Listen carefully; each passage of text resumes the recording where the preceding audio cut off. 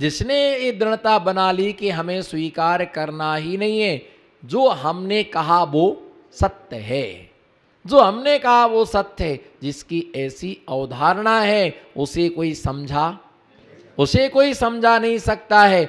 और महाराज हम मानने वाले नहीं हैं। आपने जो कहा वो आपने कहा, पर हमारे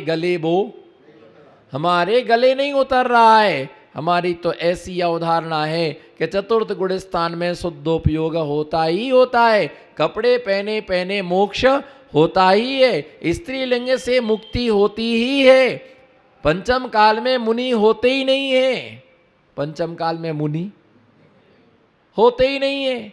जिसकी ऐसी धारणा है, अब उसे कौन समझा सकता है? उसे कोई नहीं समझा सकता है। इसलिए आचार्य महाराज ने उपाध्याय के लक्षण में, बोलो, आचार्य महाराज ने उपाध्याय के लक्षण में मिथ्यावाद मदोग्रम, वो किस पर कुठाराघात करते हैं? मुनिराज कभी मिथ्या उपदेश नहीं देते। बोलो, मुनिराज कभी मिथ्या उपदेश नहीं देते। और जो मिथ्या उपदेश देते हैं वो मुनिराज कभी नहीं होते हैं। तो ऐसे मिथ्या उपदेश के लिए जो बताया, जो विज्ञान आज खोज कर रहा, हमारा जैनागम पहले कह चुका। और मैंने आपको एक दिन और ये भी बताया था कि आज से 50 साल पहले, 60 साल पहले, 70 साल पहले कोई मुनिराज अपने उपदेश में कह के गए थे कि आने वाले समय में पानी बिकेगा, पानी बिकेगा। बिल्कुल स्पष्ट वो कह के गए थे, आने वाले समय में पानी बिकेगा। और आज उनकी वाणी सत्य और साकार और स्पष्ट परिलक्षित हो रही कि आज पानी क्या हो रहा है? आज पानी बिक रहा है, पानी बेचा जा रहा है, पानी के लिए लोग खरीदने के लिए लगे हुए हैं। बिना पैसे के कोई पानी आज नहीं पीता है। ये ध्यान रख करके चलना। मिथ्या उपदेश तो एक प्रतिमाधारी भी नहीं कर सकता है। क्या बोलो? मिथ्या उपदेश एक प्रतिमाधारी भी नहीं कर सकता। क्यों? उसके जो सत्याणु नाम का जो व्रत है, उसका सबसे पहला अतिचार है। कौन सा? मिथ्योपदेश। कौन सा अतिचार है? सत्याणु व्रत का पहला अतिचार है मिथ्योपदेश। मिथ्योपदेश क्या है? बोलो, मिथ्योपदेश, हाथ जोड़ो। मिथ्योपदेश, हे गुरुवर, मिथ्योपदेश क्या है? मिथ्योपदेश ये है, पूजा करने से क्या फायदा? पूजा करने से क्या फायदा? भगवान थोड़ी रोटी खाने को देंगे। काम करने जाओ, धंधा करने जाओ। ये क्या है? बोलो, ये क्या है? मिथ्योपदेश। अभिषेक करने से क्या फायदा? भगवान थोड़ी कुछ देते। और जैनों के भगवान तो राग देश से रहते बीतरागी हैं, वे तो आंख भी नहीं खोले, बैठे ही आंख बंद करके। ऐसे भगवान से मतलब क्या? ऐसे भगवान के पास जाओ जहां पर माल हो जाए। तो ऐसे भगवान के पास जाने से क्या फायदा है? ये मिथ्योपदेश है। मुनिराज का उपदेश हमेशा श्रावक के लिए होता है कि व्रती बनो, महाव्रती बनो, रत्नात्रय धर्म का पालन करो। लेकिन मिथ्या उपदेश देने वाला, वो मिथ्या उपदेश इस प्रकार से देता है, मुनि बनने से कोई भी फायदा नहीं है। मत बनना मुनि। देखो, मुनि बने जो, उनको कोई चौका नहीं लगाता। उनकी कितनी निंदा करते हैं, कितना मेहनत करना पड़ता है, स्वाध्याय करना पड़ता है। मुनिराज बनने में कोई फायदा नहीं है। अपने घर में रह के भाव से क्या करो? साधना करो। भैया ये आप ध्यान रख के चलना, मेरी भावना की वो लाइनें याद करो। मोक्ष मार्ग की कठिन तपस्या। बोलो, मोक्ष मार्ग की कठिन तपस्या। बिना खेद जो करते हैं, ऐसे ज्ञानी साधु जगत में दुख समूह को सबको अपने अपने कर्म की उदय से क्या मिलता है? फल मिलता है। जिसने जितना किया होगा उसे उतना मिलेगा। तुम्हारा कर्म का उदय तुम्हारा कर्म तुम्हारे उदय में आ रहा, परेशान होने की आवश्यकता। अंतराय हुआ तो किसके कर्म के उदय से हुआ? बोलो, अंतराय हुआ तो किसके कर्म के उदय से हुआ? भैया एक दिन ये चर्चा कर रहे थे रात को, महाराज जी का अंतराय हो गया तो अपना क्या उसमें? स्वामी जी चर्चा कर रहे थे, महाराज जी का अंतराय हो गया तो उसमें अपना? ज्यादा दोष महाराज का है, ज्यादा दोष बाल में निकाल आया, माल में निकल आया बाल। बोलो, माल में, दाल में निकल आया बाल। अब इसमें हमारा क्या दोष? महाराज जी ने कर्म किया तो अंतराय हो गया। बोलो पीयूष जी, महाराज जी ने कर्म किया तो? अभी नहीं बोलेगा वो। भैया ये बोल रहे थे कि महाराज जी का ज्यादा दोष है। आहार में जो अंतराय होता है उसमें श्रावक और साधु का बिल्कुल बराबर बराबर कर्म का उदय होता है। 50% हमारा और 50% श्रावक का। क्यों? अब पूरा समझ के ही उठना। कारण क्यों 50-50% क्यों होता है? देने वाले व्यक्ति का दान अंतराय कर्म का उदय। किसका? जोर से बोलो। देने वाले व्यक्ति का। आपने काय को बनाया? वो जो सामान बनाया वो काय के लिए बनाया? देने के लिए। महाराज जी लीजिए ना। महाराज जी, श्रावक की ऐसी भावना रहती कि सब सामान चल जाए, इतना सा चाहिए तो इतना सारा भर के देगा। अरे महाराज लो ना, देने के लिए। अब वो देने के लिए बनाया, देना चाह रहा लेकिन वो दे नहीं पा रहा। और साधु काय के लिए गया? लेने के लिए गया। वो लेना चाह रहा लेकिन ले नहीं पा रहा। और श्रावक देना चाह रहा पर बस लेने देने वाले के बीच में जो आता है उसका नाम अंतराय कर्म। तो दोनों के ही कर्म का उदय होता है, एक के कर्म के उदय से नहीं होता है कि भैया श्रावक के घर में हुआ तो श्रावक का पाप कर्म का उदय। दोनों के कर्म का उदय होता है, एक के कर्म के उदय से व्यवस्था नहीं बनती है। पर श्रावक दुख मनाता है और साधु आनंदित होता है। वह ये सोचता है कि पहले का जो ऋण था उस ऋण से क्या हो गए हम। किसी को गलत उपदेश नहीं देना। बहुत सारे लोग ऐसा भ्रमित करते हैं, ऐसा भ्रमित करते हैं, ऐसा उल्टा उल्टा उपदेश देते हैं, गलत उपदेश देते हैं। और गलत उपदेश देने का परिणाम भी क्या निकलता है?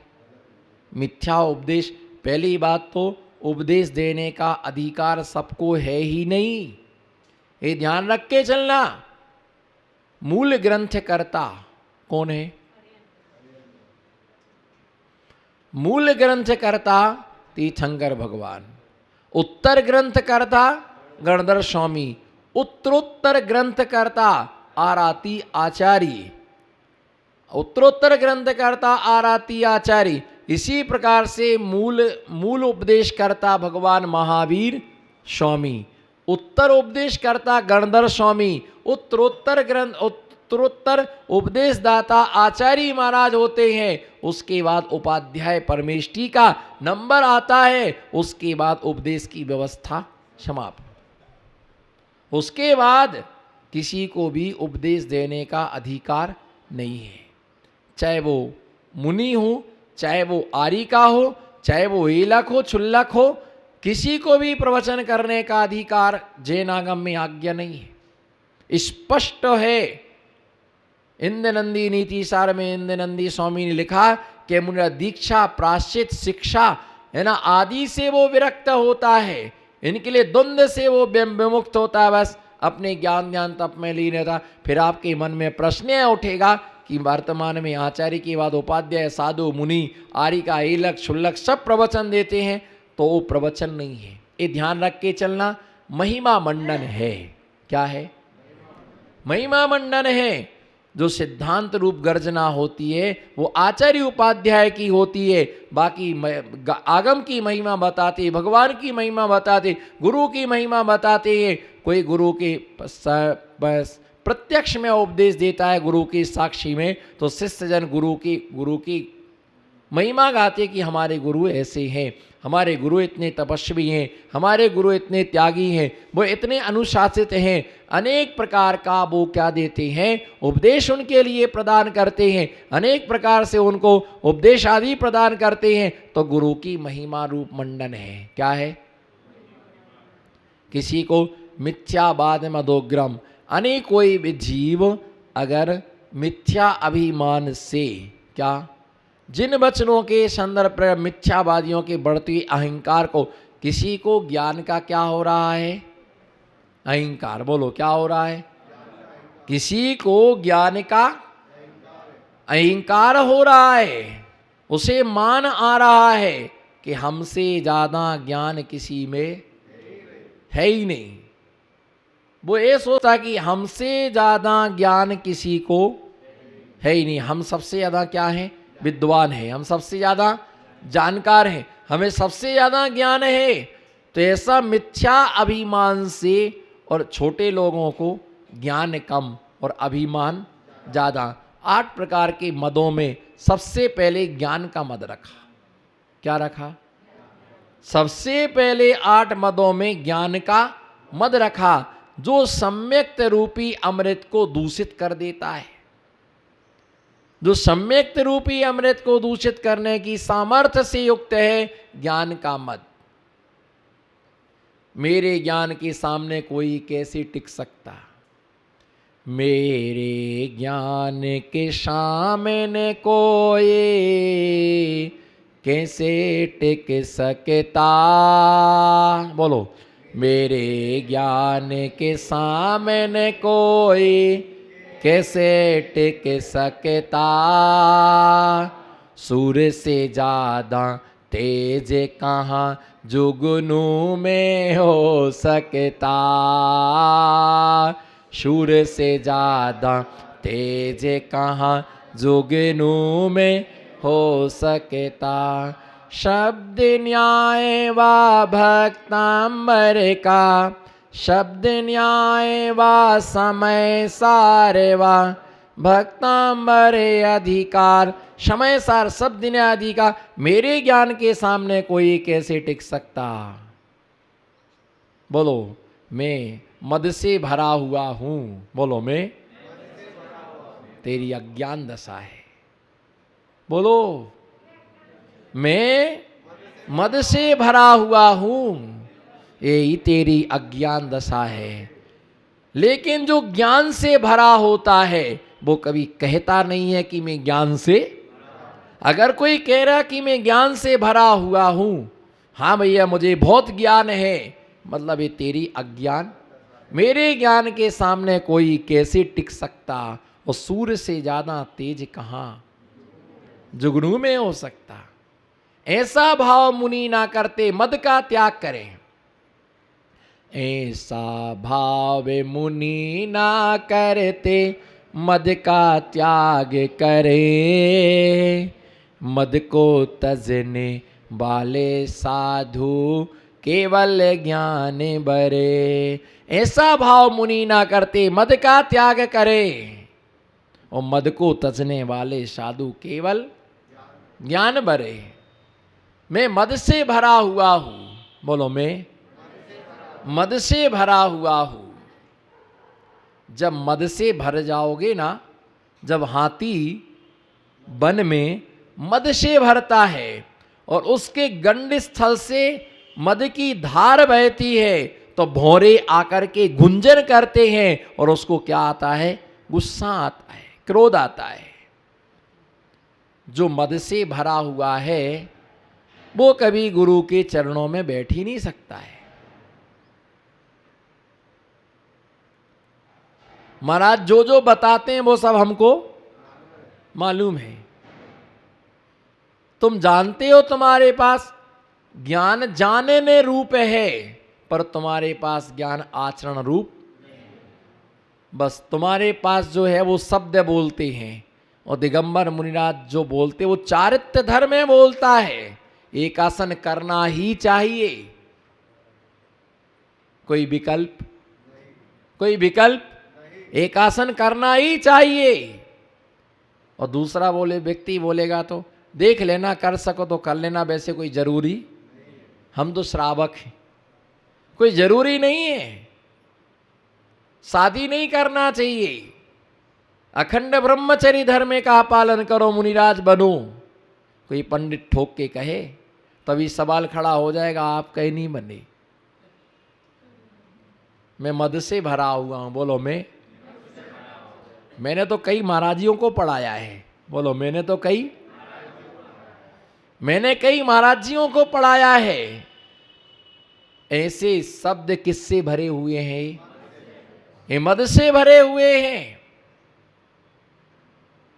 तो ऐसा जो मद से भरा होता है, ज्ञान मद के लिए नहीं होता है, ज्ञान सौ पर कल्याण के लिए होता है। ज्ञान का लक्षण क्या है? जानातीति ज्ञानम, जानने का नाम। पर माणिक्यनंदी स्वामी ने बिल्कुल हटके लिखा है। माणिक्यनंदी स्वामी लिखते ज्ञान का लक्षण क्या है? हिताहित प्राप्ति परियार समर्थम मेव तत् ज्ञानम। क्या लिखा? हिताहित प्राप्ति परिहार समर्थम। ये हित की प्राप्ति में जो समर्थ हो, क्या करने में? बोलो गुमास्ता नगर के चक्रवर्तियों, जो हित की प्राप्ति कराने में समर्थ हो, जो हित की हिताहित प्राप्ति परिहार समर्थ मेव तत् कारणम ज्ञानम, जो हित की प्राप्ति कराए और अहित का परिहार करने में जो समर्थ हो, उसका नाम, बोलो उसका नाम। हम जान रहे कि नहीं खाना चाहिए, फिर भी हम अर्घम निरपामति स्वाहा, हम जान रहे कि ये नहीं करना चाहिए, फिर भी क्या करें?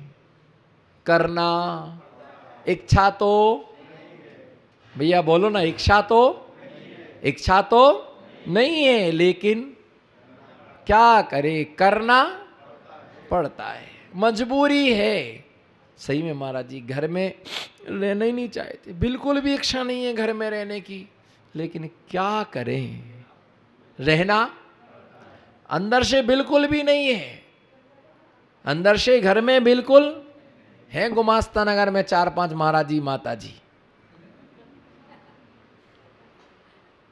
भाव, हाँ याद आया, बोलो एकदम से, ऐसा करो ना, एकदम से याद आया। कुछ भावलिंगी हैं, मतलब द्रव्यलिंगी मंदिर में रहते हो, भावलिंगी घर में रहते हैं, बिल्कुल इच्छा नहीं है घर में रहने की, बस क्या करे? वो मद से भरे हुए हैं। किससे भरे हुए हैं? चारित्र्य से भरे होते तो ऐसा कभी कहते नहीं।